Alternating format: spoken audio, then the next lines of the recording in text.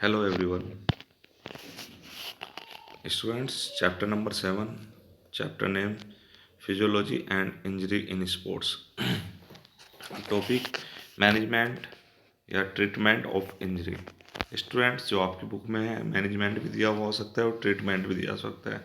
Exam में दोनों word में से कोई भी आ सकता है, ठीक है ना। तो सबसे फर्स्ट बात करते हैं ट्रीटमेंट ऑफ अब्रेशन। अब्रेशन क्या है? अब्रेशन है रगड़ लगना। जो स्पोर्ट्स इंजरी है, सॉफ्ट टिश्यू इंजरी, किसी भी पर्सन को किसी भी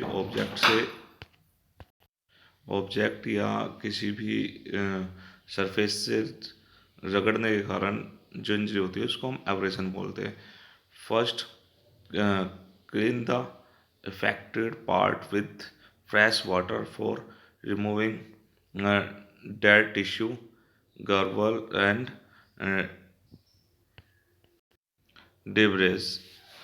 स्टूडेंट्स, सबसे फर्स्ट क्या करना है कि जो इफ़ेक्टेड पार्ट है उसको क्लीन करना है। साफ फ्रेश जो वाटर है उससे धो लेना है और जो डेड टिश्यू है उनको हटा देना है।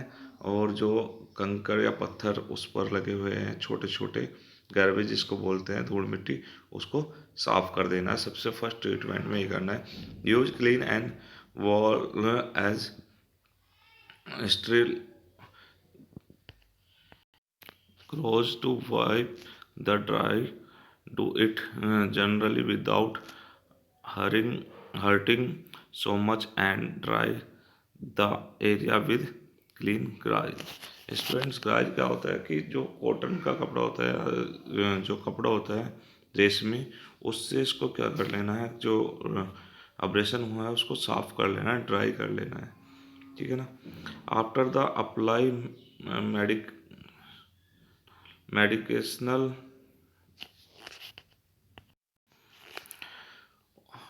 on a treatment so that proliferation or bacteria does not take place.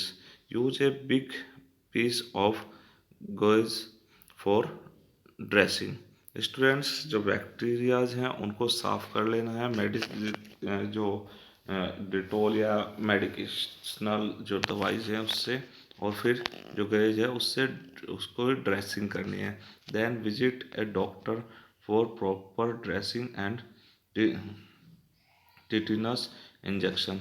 Students, उसके बाद क्या करना है, डॉक्टर के पास जाइए और उसकी प्रॉपर ड्रेसिंग करिए और टिटिनस का इंजेक्शन लगवाइए। The dressing should be change as per the instruction of the doctor. Students, जो डॉक्टर सलाह देता है उसके अकॉर्डिंग जो ड्रेसिंग है वो चेंज कराते रहना चाहिए।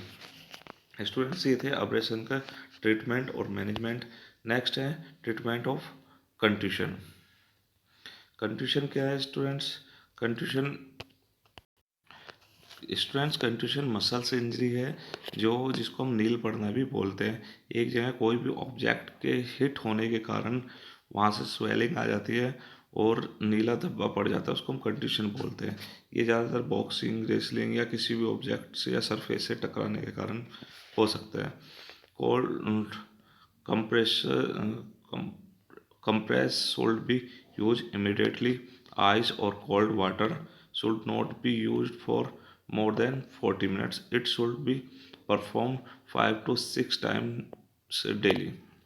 स्टूडेंट्स, ये कंडीशंस पे क्या करना है कि जो कोल्ड वाटर है या आइस पैक हमें उस पर लगाना है और ये 40 मिनट से ज़्यादा नहीं होना चाहिए। और इसको दिन में 5 से 6 बार हम उस पर यूज कर सकते हैं, ठीक है ना students. If there is more swelling at the area of contusion, anti inflammatory medicine should be given. Students, अगर स्वेलिंग ज़्यादा आ रही है तो उस पर एंटी इन्फ्लेमेटरी मेडिसिन का क्या करना है, यूज़ करना है या उसको देनी है, ठीक है ना। If the swelling still persists, consult a doctor immediately. अगर स्वेलिंग रुक जाती है, ज़्यादा दिन तक रहती है, तो उसको क्या करना है, डॉक्टर से इमिडिएटली कंसल्ट करना है। फॉर द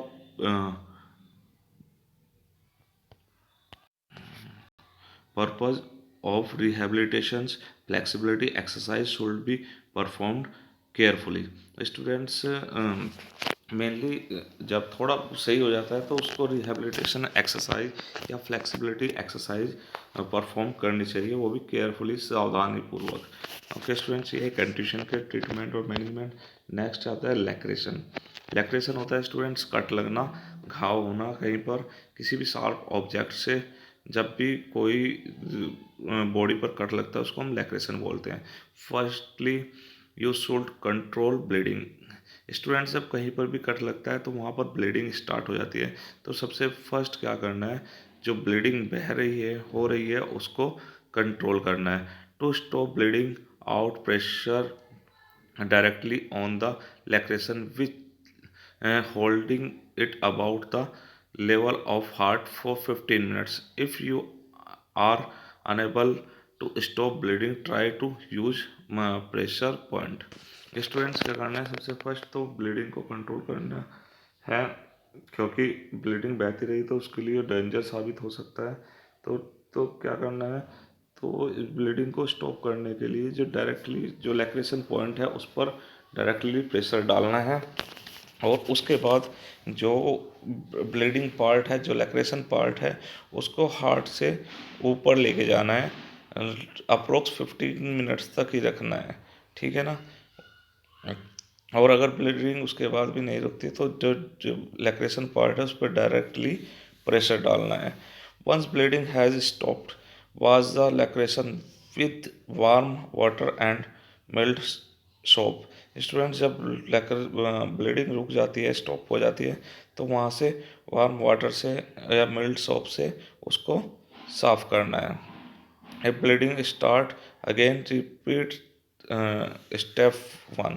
अगर स्टूडेंट्स ब्लीडिंग दोबारा स्टार्ट हो जाती है तो स्टेप 1 हमको यूज़ करना है। If it required stitches, take him her to the doctor. Students अगर स्टिचिंग की रिक्वायर्ड है तो वो डॉक्टर के पास जाके उसको स्टिचिंग करवा सकते हैं, मतलब टाँके लगवा सकते हैं।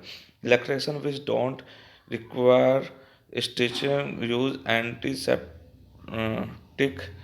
ऑनिटमेंट। स्टूडेंट्स अगर स्टिचिंग की रिक्वायर नहीं है तो एंटीसेप्टिक जो ऑनिटमेंट है उसको भी हम दे सकते हैं। नेक्स्ट है कवर द लैक्रेशन विथ स्ट्रिल गज and war with roller Age clean the lacration whenever you change the dressing। Students जब ब्लीडिंग रुक जाती है उसके बाद जो हमें उस पर पट्टी बांधनी चाहिए, जो कॉटन पट्टी होती है उस पर बांधनी चाहिए। पहले उसे साफ करना चाहिए उसको, लैक्रेशन पार्ट को, उसके बाद उस पर पट्टी को बांधना चाहिए। विस the infection and change the dressing regularly. Students infection से बचने के लिए ड्रेसिंग रेगुलरली करनी चाहिए, ठीक है ना। Take pain killer if pain persists. अगर स्टूडेंट्स पेन हो रहा है तो उसको पेन किलर देनी चाहिए, ठीक है ना स्टूडेंट्स। तो स्टूडेंट्स नेक्स्ट है हमारा ट्रीटमेंट ऑफ इंसुलेशंस। इंसुलेशंस क्या है स्टूडेंट्स, इंसुलेशन में also occur due to sharp एडिक ऑब्जेक्ट ऑफ स्पोर्ट्स इक्विपमेंट और स्पाइक्स एक्सेट्रा। स्टूडेंट्स इंसिजन क्या होता है, इंसिजन कट लगना ही होता है, घाव होना होता है। ये किसी भी शार्प ऑब्जेक्ट के थ्रू ये हो सकता है, शार्प ऑब्जेक्ट या स्पाइक शूज।